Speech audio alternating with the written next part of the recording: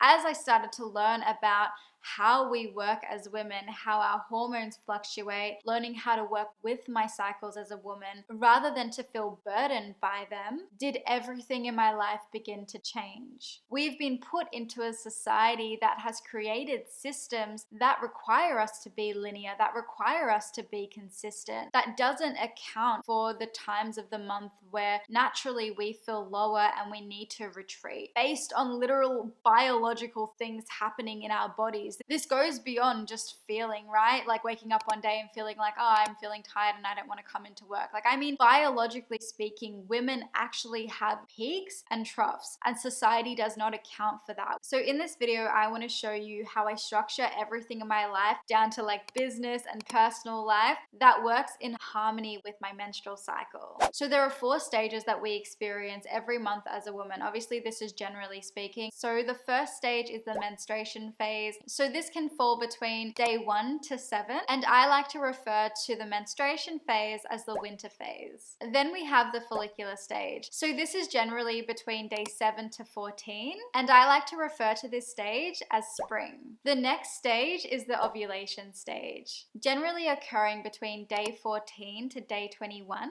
I refer to the ovulation stage as summer. Finally, we have the luteal phase between day 21 to day 28, and this phase can also be known as autumn. A couple of disclaimers that I do want to say before I go on with the rest of the video is that I know that not every woman can menstruate for a variety of different reasons. I totally understand. So just note that because this video is about living in tune with your menstrual cycle, there is still so much power to be had in the connection back to your womb, back to your yoni, regardless of whether or not you menstruate. So there'll definitely be more videos to come in future that don't specifically relate to menstruating.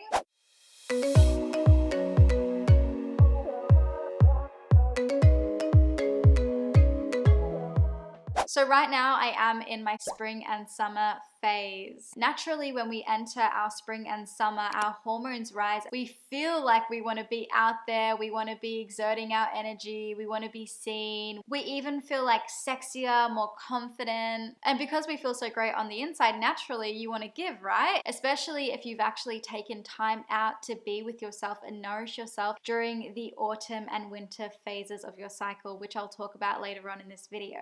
So this is the phase where I will do things that will require me to exert my energy, that will require me to work with people. When I used to have my readings business, I would specifically book my clients over my spring and summer periods because I knew that I would have the energy to exert and I would be showing up as my best. I also take this time to do reels, podcast episodes, and now YouTube videos. In my personal life, I'll also take this as an opportunity to nurture the relationships around me, meet up with friends, go out to bars, go out to dinners, have fun. So a big part of my life is doing my spiritual practices. I really, really love them. So during this time, I'll do practices that involve more effort, like breath work, dancing. Oh, another really big one I do is pleasure practices during this time. I love to do pleasure practices during my summer and spring phases. The way that I then treat my autumn and winter months are completely different. So I feel nourished, I feel lit up by the time I get to my spring phase, and I'm like revving to go, right? I'm like, yes, let's do this. I also do want to mention that, you know, sometimes I do fall out of this timeline that I created, but it's something that I always go back to. I'm telling you, like, I'll actually schedule everything around it. Like, if people are reaching out to me to be on like podcasts and things like that, I will genuinely look at my period calendar. That is also like so important to get. I think getting some sort of app that helps you track your period so you know what phases you're going to be in. I look at that app and I actually plan everything through that. I remember some people actually found it really, really excessive, particularly my partner. He was just like, what the fuck are you doing? But that's how serious I got with this, because it just makes such a difference when you work with yourself. Anything that involves you giving or exerting your energy in some way, do that during these periods, because you're going to feel inspired to do that. You're going to want to do that. You're going to want to like just get out there and do all of the things. So use this time for that.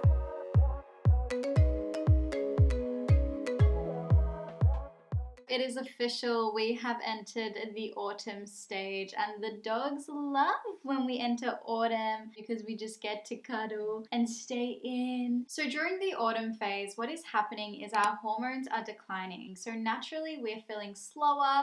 We're feeling like we want to start to retreat. You want to hibernate. You start to really not have the energy to exert so much, and you really are getting ready to go inwards. This is generally the phase where women will actually start to experience PMS symptoms. I know that that is true for me. So because I've been so active during my summer and spring stages, I take this time for myself, and that actually allows me to show up in the best energy possible during my spring and summer stages. So I generally won't see friends, and I really won't do much during this period, but I love it. So this is the period where I'll start to slow down in business as well. So my work requires me to show up online, create content. So during this period, I don't want to be like dancing on camera or be exerting my energy so much. I'll take my autumn and winter phases for editing, for writing descriptions, for content development. So this phase is really just about the behind the scenes work. In terms of my spiritual practices, I'll actually start to take it easy with the practices. So not slow down in terms of how many practices I'm doing. I'm generally pretty consistent every single day because I love the energetic work. It's so important to me. But I'll be specific in picking practices that don't involve a lot of effort. So I'll do very chill sort of yoga, maybe just stretches. I'll go in the bath, anything that's really flowy and gentle, so I won't be exerting a lot of energy. I also love doing yoni steaming during this time. For me, with my spiritual practices, it's about having the consistency of doing them and having a toolkit to pick from. So it's not the same thing every single day. That way I actually stay consistent and it stays exciting for me. So I really recommend that. That's really all I do in this stage. It's honestly not complicated. It's pretty straightforward. These changes just make the world of a difference, and just taking these periods to actually retreat and do what my body is telling me to do, it honestly changes the way I show up in life, the way I show up for myself, the way I show up in relationships, the way I show up in my business.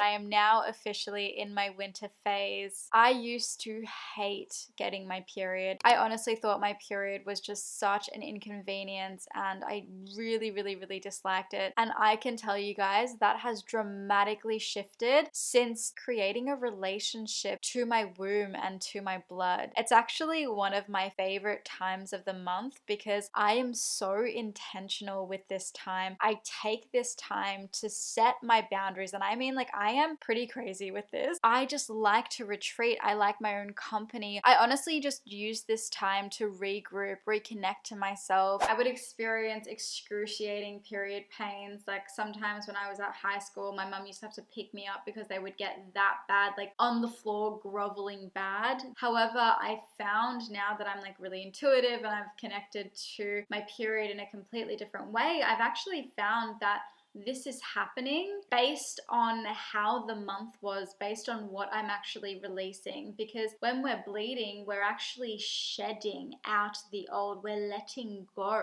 of the things that do not serve us. And it is such a powerful time for women to be able to bleed. For me, personally, I wasn't grateful for getting my period. I really demonized it. I thought it was dirty. I thought it was disgusting, yada, yada, yada. And I know that this is a collective wound. I see it within nearly every female I interact with. There are some women out there that couldn't even talk to their own mums about getting their period. Like, this is how deep it goes. There's very few people that cherish this time of month and really understand the sacredness of what it means to menstruate and to be able to shed and let go every single month, because we are literally doing it in a physical sense. It's just such a deep wound that just runs through generations and generations of women, and it's so important for us to start healing this collective wound, because it does exist within all of us. I'm just heating up the heat pack now. This really helps get me through that first day. I've been really intentional with not allowing myself to reach for painkillers to make sure that I am working through the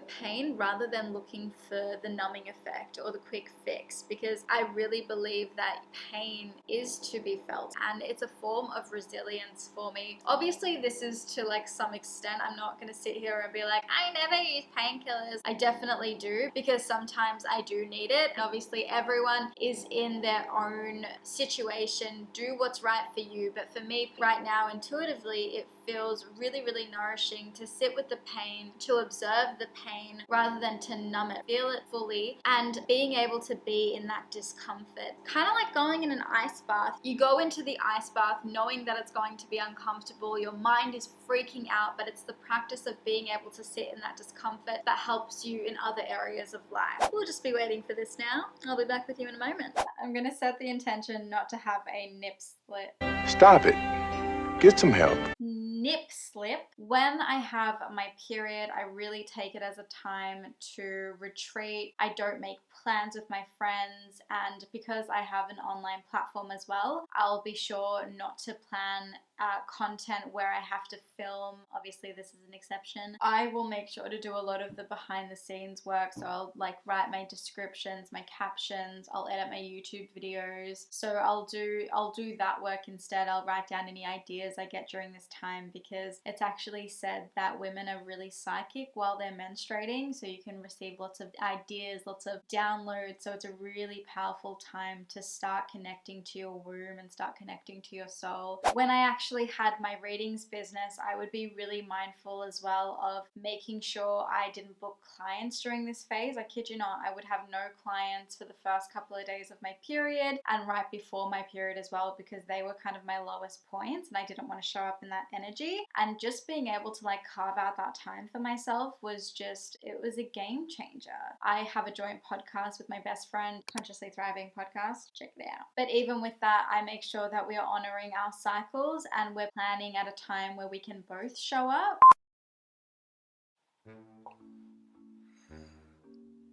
You in pain? No. Are you sure you want to film? Yes. Yeah, there's definitely two voices, and this is by far one of the most grateful things. Yeah, so this definitely... yeah. between the difference between ego and higher self is definitely one of the most grateful things I've had since. You want to try again? Like you look smile. What we believe ourselves to be true by, and that is. How are you just supposed to feel up? Seriously. I know, but don't we need to get it done? We do. Oh. Okay, ready?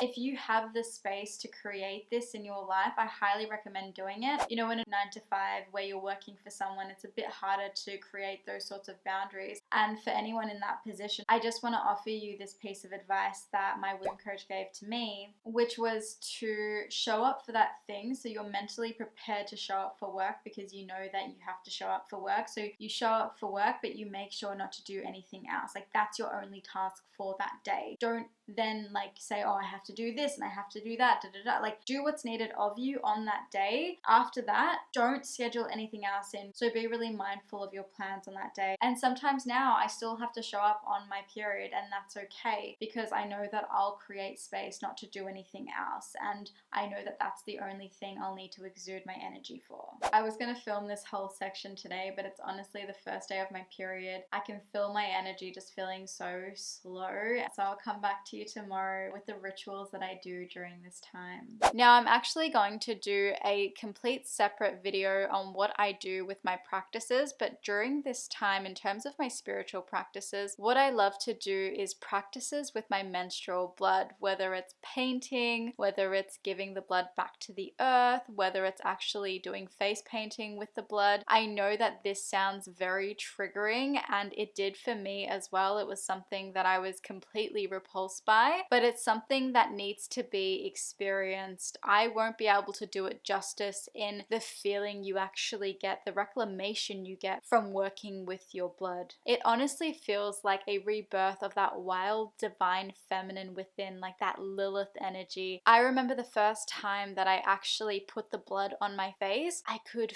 feel my ancestors roaring through me. It was an experience I will never forget. The reason why I do this work is to reclaim my power as a woman, because blood is so precious and potent. In terms of spiritual practices, I honestly take it easy. I don't do any breath work. I don't do any yoga. I really don't do anything that exerts a lot of energy. I'll allow myself to rest. I'll allow myself to sleep in. So the video ends here with Winter. Thank you so much for making it this far in the video. As always, guys, take what resonates and leave what doesn't. But I'll see you in the next one. Bye.